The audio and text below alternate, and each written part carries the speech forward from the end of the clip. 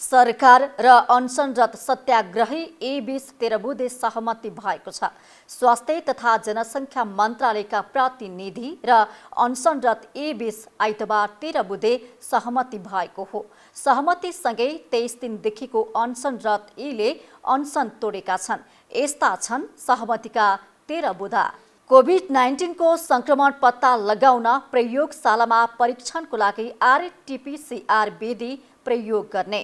अन्तर्राष्ट्रिय अनुभव र प्रमाणीकरणलाई हेरेर विज्ञहरूसँगको परामर्श गरी राष्ट्रिय स्तरमा पनि प्रयोग गर्न योग्य भएको खण्डमा द्रुत गतिमा गरिने एन्टिजेन परीक्षणको प्रयोग गरिने, परीक्षणको संख्या बढाउन आवश्यकता अनुसार प्रयोगशाला सामग्री र दक्ष जनशक्तिको पर्याप्त व्यवस्था गर्ने, मेडिकल माइक्रोबायोलोजी अध्ययन गरेकाहरूको परिचालनमा राज्यले पहल गर्ने, जटिल बिरामीहरूको लागि आवश्यक पर्ने औषधि तथा औषधिजन्य सामग्रीको आपूर्तिको पर्याप्त प्रबन्ध गर्ने, पीसीआर परीक्षणको नतिजा यथाशीघ्र उपलब्ध गराउने प्रबन्ध गर्ने, कन्ट्याक्ट ट्रेसिङलाई व्यापक र प्रभावकारी बनाउन सरकारबाट गठित केस इन्भेस्टिगेसन तथा कन्ट्याक्ट ट्रेसिङ समूहलाई सहयोग पुग्ने गरी स्वयंसेवकहरूको समेत व्यवस्था गरेर निजहरूलाई प्रशिक्षण दिई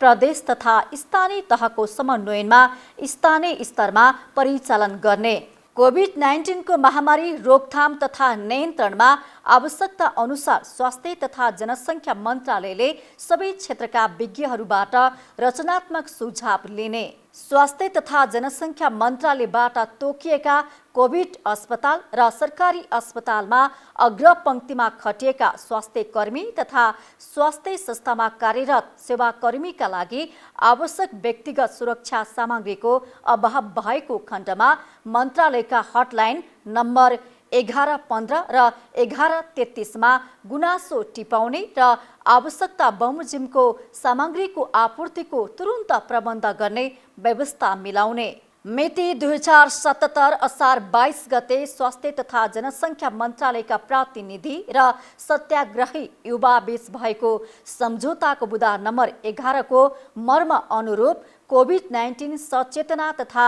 जोखिम न्यूनीकरण कार्यक्रम सञ्चालन गर्न राष्ट्रिय स्वास्थ्य शिक्षा सूचना तथा सञ्चार केन्द्र मार्फत गरिने कार्यक्रमलाई थप सहभागितामूलक बनाइने, कोभिड-19 को महामारीबाट अति प्रभावित आर्थिक रूपले विपन्न समुदायलाई प्राथमिकतामा राखे राहत तथा सुरक्षा कार्यक्रमको व्यवस्था गर्न नेपाल सरकारलाई लेखी पठाउने, कोभिड-19 महामारीको सन्दर्भमा संक्रमणको आशंकित एवं संक्रमित व्यक्तिहरू तथा कार्यरत स्वास्थ्य कर्मीहरूमाथि हुने हिंसा, दुर्व्यवहार वा द्वेषभाव लगायतका हरेक किसिमको विभेदबाट सुरक्षाको प्रबन्ध गर्ने, उपचार र सार्वजनिक सेवाहरूमा न्यायसङ्गत पहुँच स्थापित गराउने, गोपनीयताको अधिकार, सुरक्षित खाद्यान्न एवं आवासको अधिकार लगायतका मानव अधिकारको प्रत्याभूति गराउने कार्यमा सम्बन्धित निकायमा लेखी पठाउने, नेपाल सरकार स्वास्थ्य तथा जनसङ्ख्या मन्त्रालयले जारी गरेको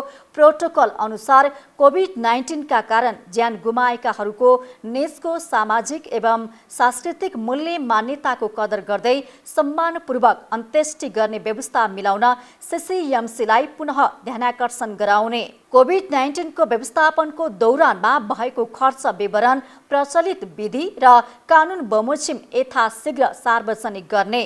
कोभिड-19 को उपचारको लागि आवश्यक पर्ने सामग्रीको खरिद प्रक्रिया पारदर्शी गर्ने, स्वास्थ्य तथा जनसङ्ख्या मन्त्रालयका प्रतिनिधि र सत्याग्रही युवाको बीचमा मिति 2077 असार 22 गते भएको सहमति अनुसार स्वास्थ्य तथा जनसङ्ख्या मन्त्रालयको कार्यक्षेत्र बाहेकका अन्य सहमतिका बुँदाहरूको सम्बन्धमा सम्बन्धित मन्त्रालय तथा निकायहरूमा समन्वयनका लागि यथाशीघ्र लेखी पठाउने र जानकारी गराउने। यस सहमतिमा दस्तखत गरेकै मितिबाट अनसनरत सत्याग्रही युवाले आफ्नो अनसन अन्त्य गर्ने। नेपाल सरकार स्वास्थ्य तथा जनसङ्ख्या मन्त्रालयका प्रतिनिधि र अनसनरत सत्याग्रही युवा बीच भएको सहमति।